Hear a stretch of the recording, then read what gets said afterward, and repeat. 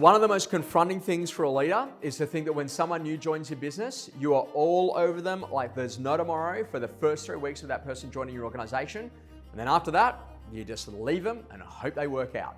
And this is like the real thing about what actually happens inside of organizational growth, right?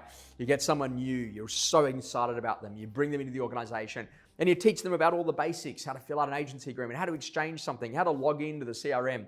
Now that that's done, you're like, best of luck. But you know what? That's not what great leadership is really about. People actually want progression. And what you've got to realize is that when you're working with someone, hey, what are the next 1, 2, 3, 4, or 5 key skills that if this particular person learnt would make them incredibly valuable? Now, it's really easy day one, right? Josh Fegan joins your team, has like a co-agent inside of that business. We want to make sure that Josh can do an open for inspection and he needs to be able to do a callback. It would be great if he could actually take an offer. How good would it be if he could actually exchange a set of contracts on auction day and even walk up to a bidder and get them to spend 10 grand more in a bid at the closing seconds of that auction to be able to make sure that we got the most for our seller? Hey, Josh, they're great skills. Okay, great. Well, how does like junior Josh actually go to learn that?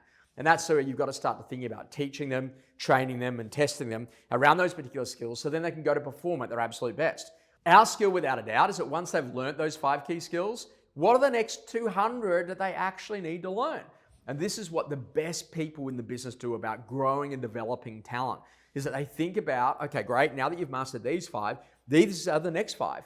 And what you want to start thinking about is how do I actually make sure that I'm building all of these micro skills to keep constant progression of people? Now, in the early days, we used to have this circle of competence, and every single time you learn a skill, we get you to write it in there. And if you think about it, how much does your confidence grow if you realize all the things that you've actually learned? And this is what you've got to start to realize. We've got to go from this is what I know to this is actually what I execute. Because at the end of the day, you get known for what you execute. You don't get known for what you know. You get known for what you execute. So if you start thinking about that, if you want to grow and develop and be able to foster some phenomenal talent inside of this industry, you have got to be amazing at growing people at all stages of their career.